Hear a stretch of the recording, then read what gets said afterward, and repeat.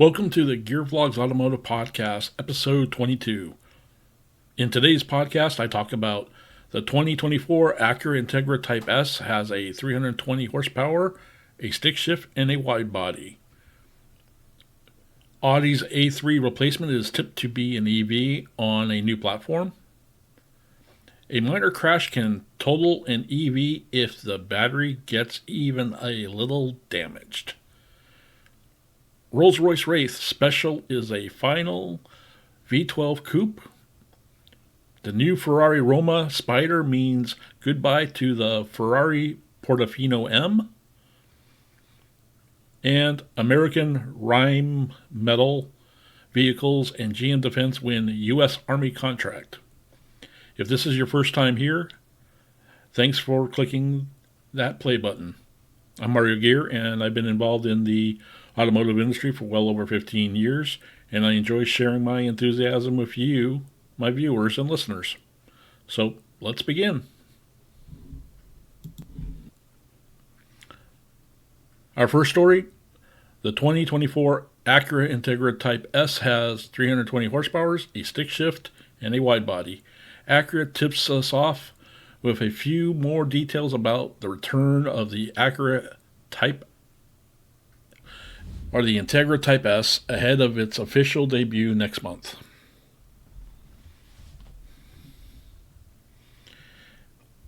Here it is, the car you've been waiting for. When the Integra was announced, fans from across the internet cried sacrilege. How could this four-door ever stand up to the legacy of the DC2 Type R of the 90s? Everyone forgot, of course, that the Integra always came in a multitude of trim levels. Acura may have skipped the 90s base trim for the 20s revival, but it still served us dinner before dessert.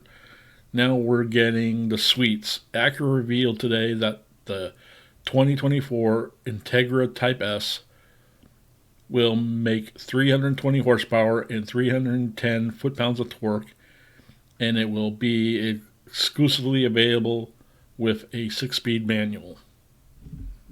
Nice. That's right. The Acura Integra Type S makes 5 more horses than the 315 horsepower, 310 foot-pounds of torque 2023 Civic Type R, with which it shares this 2-liter VTEC turbo 4-cylinder. And remember that the Civic Type R famously puts more power to its wheels than the Honda claims at the crank. We suspect the same underrating will be at play with the top dog Integra.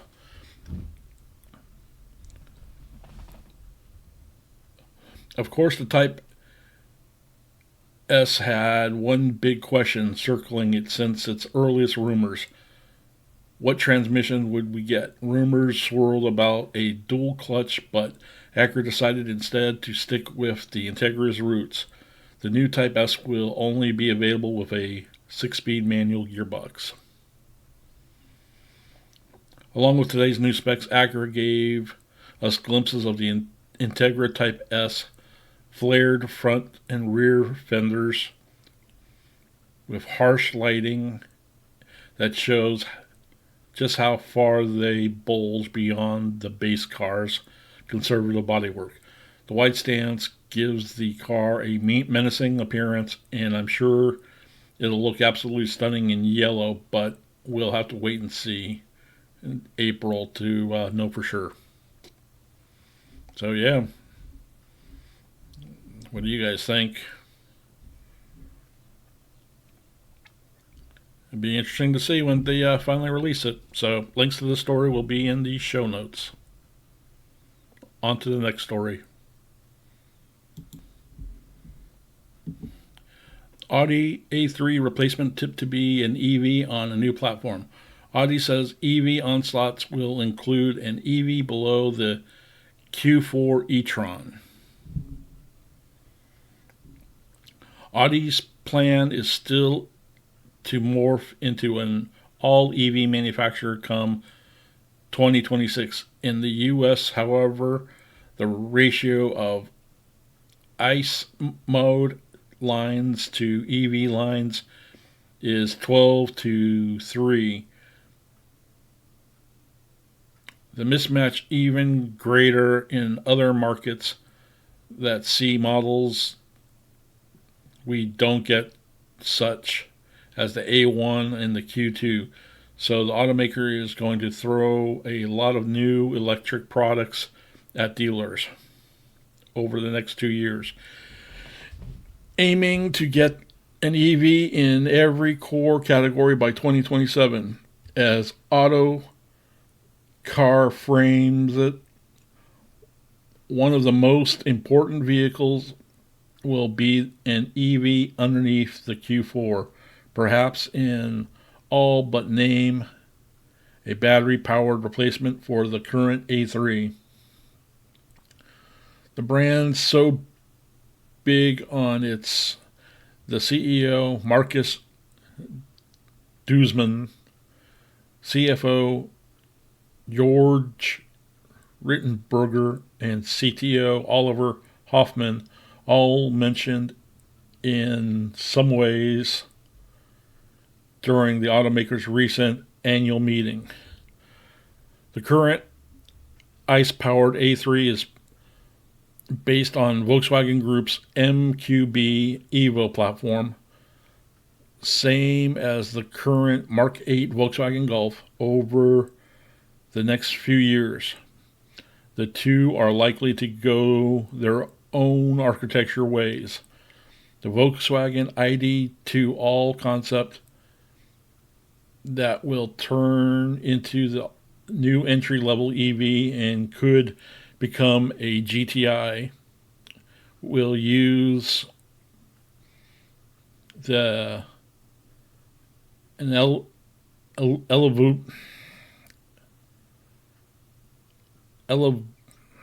evolution of the MEB battery electric platform employed by the likes of the present ID3 and ID4. The entry-level Audi electric car is moving to the Volkswagen Group's scalable system platform, once planned to be the headlines act of the VW's Project Trinity and Audi's Project Artemis. After last year's CEO shuffled at VW, we're still wondering what's the end game for either project. So, yeah, there we have it. And you can look at the pictures. Links to this article will be in the show notes. And, yeah. Let's move on to the next story. A minor crash can total an EV if the battery gets even a little damage.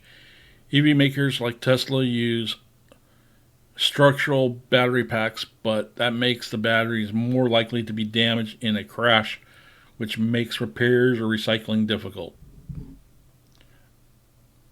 Yeah, I'll get more into that in a little bit. The so-called circular economy of EVs is being undermined by insurance companies, companies writing EVs involved in minor crashes because a tiny amount of damage to a battery pack can render the whole pack unusable.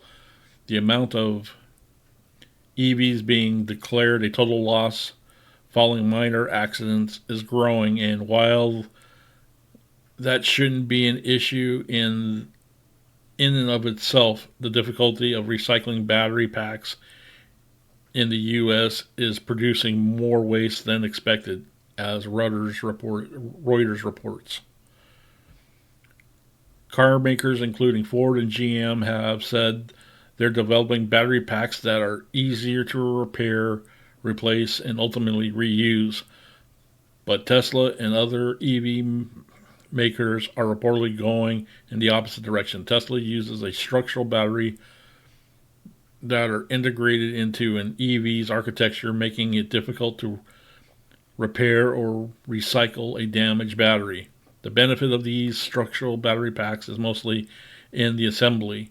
Using the battery as part of the architecture makes it quicker and therefore cheaper to construct the entire car.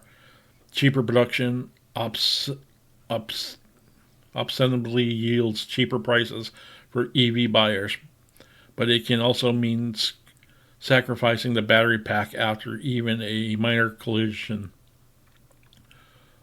Automotive disassembly expert Sandy Monroe tells Reuters that the battery pack in the Texas-built Tesla Model Y has zero replaceability, and as a result, some battery packs in these EVs are being sent straight to the grinder despite a minor damage. The inability to reuse these battery packs is revealing a hole in the green circular economy touted by the car makers, according to Reuters, but the problem is also making EVs expensive to insure.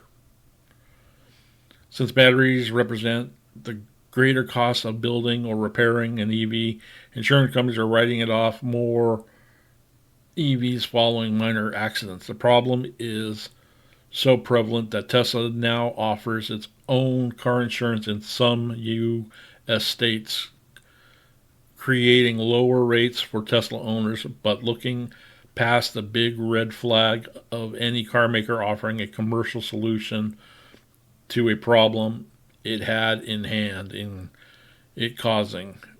The overall problem also has something to do with liability.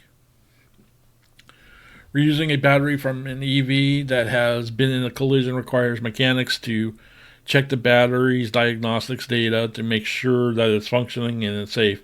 And Tesla doesn't let third parties look at that date. Insurance companies are unwilling to use these recycled battery packs for fear of the repair or repurposed units causing problems later on, per Reuters. This combination of uncertainty is in reusing EV battery packs and the difficulty of removing them in the first place is now leading to stockpiles of good EV batteries going to waste. Insurance companies say that if an automaker could install the batteries in smaller, non-structural modules, it could make repairs or replacement damage units easier, and making the battery diagnostic data available to third parties would also solve many other issues. In the meantime, insurance premiums will remain higher than the average, and perfectly good batteries will likely continue to go to waste. Yeah, in the particular case for like Tesla batteries, like one example is also the Tesla battery packs. They have coolant lines that go through them to maintain and the temperature of the battery cells and whatnot. And essentially, they have like a plastic fitting connection that connects it from the outside of the vehicle and what into the inside. And one particular video from YouTuber Rich Rebuilds demonstrates how a client had a vehicle and he had hit a piece of road debris or a bad pothole and it cracked one of the connections to the battery pack. And yeah, essentially could have totaled out this car, or Tesla wanted an exorbitant amount of money or whatever. But they were able to demonstrate in this video that it was like a simple $150 fix to do the repair for that type of situation. So it's little things like that. So who knows whatnot. And I also can't believe that they're actually going straight to the grinder. It's like, from my understanding, following a lot of these off-grid types are building these DIY Tesla power walls. They'll go onto eBay and other people who are investing into the purchasing these cars just for the battery packs, and breaking them apart and selling the modules for them. So I personally think that there's still a market for it. So I can't see it, but comment down below what you think. Would you want a, let's say, certified reused battery pack in yours if it meant you can keep your car longer, your EV longer? Yeah. Comment down below. Let's move on to the next story. Our fourth story, Rolls-Royce Wraith Special is the final V12 coupe. New Ultra Limited Edition will be the final V12 coupe to be produced by Goodwin as it moves to EVs. Dying of a legacy. The Rolls-Royce Black Badge Wraith Black Arrow has been revealed as the British firm's final ever V12 powered coupe, ahead of its switch to all-electric power. Limited to just 12 units, which have already been sold to customers around the world. The Black Arrow sees out 10 years of the Wraith production.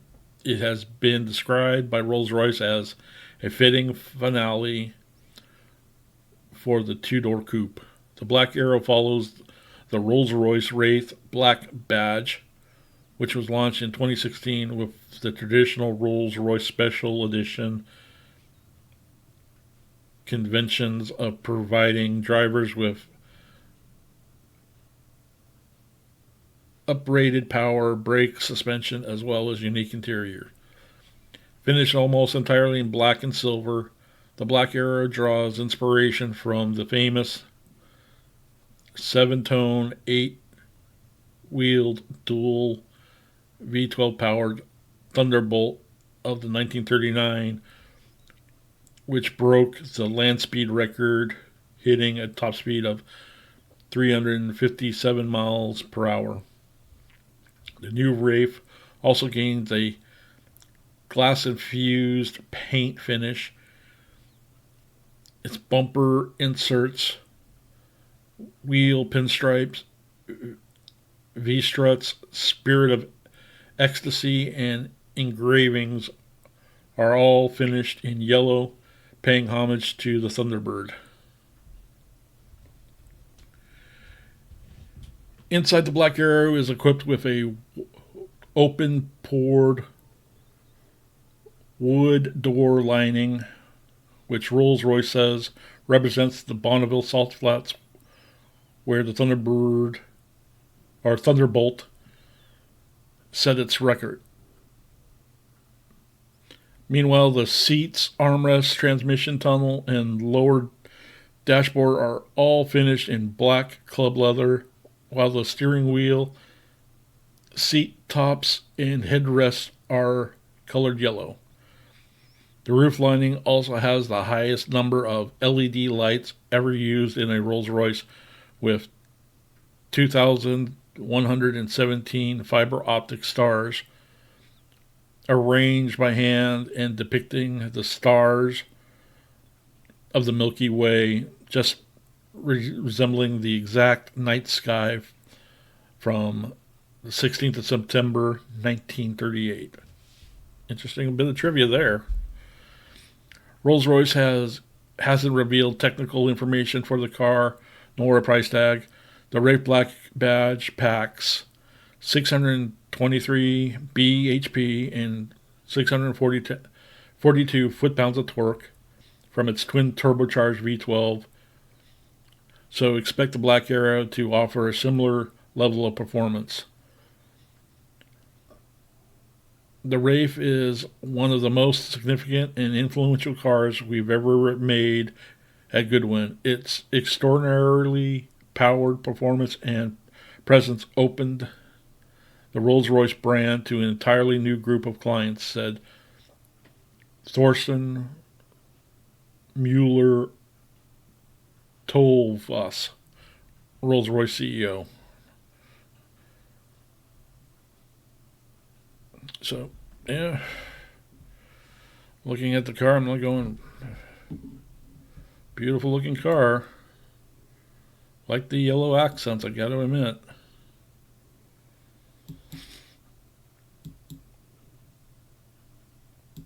Interesting. Interesting. So, yeah. Comment down below. 1 to 12. If you are a collector of cars and could afford it, would you sport one if you could get your hands on one? Or would you just like to look at it? I wonder if any of these will be making their way into the U.S. since they're so rare. Alright, let's go on to the next story. For our fifth story, new Ferrari Roma Spider means goodbye to the Ferrari Portofino M. The arrival of the new Ferrari Roma Spider last week, Ferrari's first soft top since the 1960s, means the end of the road for the Ferrari Portofino M. 15 years ago, Ferrari decided they needed a new entry-level car to entice buyers away from cars like the high-end Mercedes SLs. So the first time since the Dino, they came up with a car designed to tempt buyers from mere premium brands into a thoroughbred. That car was the Ferrari California, and although hardly cheap, it cost about 143,000 pounds. It did herald new entry point for the brand with the 2+2 front engine Ferrari with a folding hardtop. It got a bit of a tweak in the 2012, and in 2014 was replaced by the California T with a new 3.8-liter twin turbo with 552 bhps, and in 2017 it morphed into the Ferrari Portofino with new looks and a power boost to 592 bhp.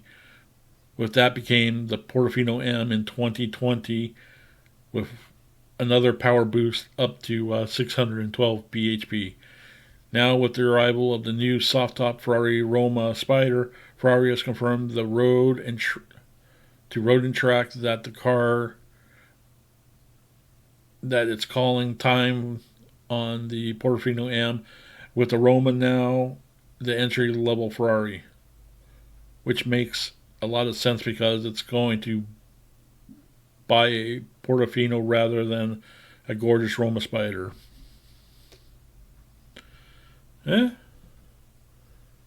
Nice looking car. Yeah, what do you guys think? Comments down below. In our last story, American Rheinmetall Vehicles and GM Defense win contract for the first phase of the U.S. Army's Common Tactical Truck Program. Essentially one of these.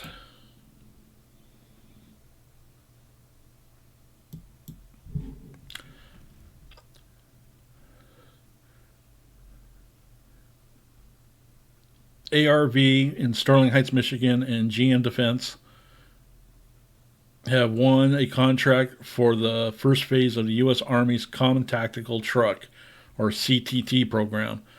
The aim of the multi-phase program is to replace the Army's family of heavy tactical trucks with production of up to 40,000 trucks valued at up to $14 billion.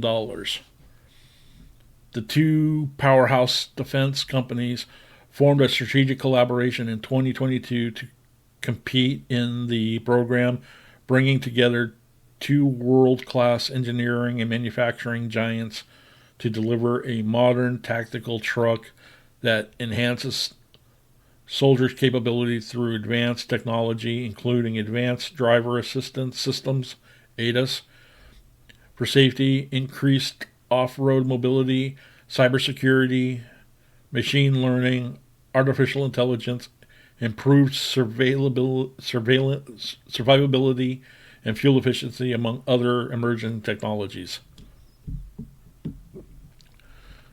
The team offers the HX3 Common Tactical Truck, or HX3 CTT, The HX3 is the latest generation of trucks in the highly successful, combat-proven HX family of trucks, which are in service with a number of NATO and U.S. allied nations. The HX family of trucks derives from MAN truck and bus commercial truck offerings, bringing it a higher degree of commerciality to the fleet, a priority for the Army in the CTT program.